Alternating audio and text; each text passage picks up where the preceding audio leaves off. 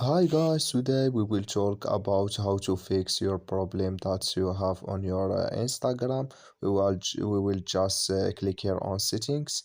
Then we come here to settings window here like you say, and we will go down. We will click here on apps. Then we come to apps window here like you say, and we will just go down here to looking for Instagram app here, and this is window. We will click here on Instagram. Then we come to this is window here like you say. We will click here on for stop.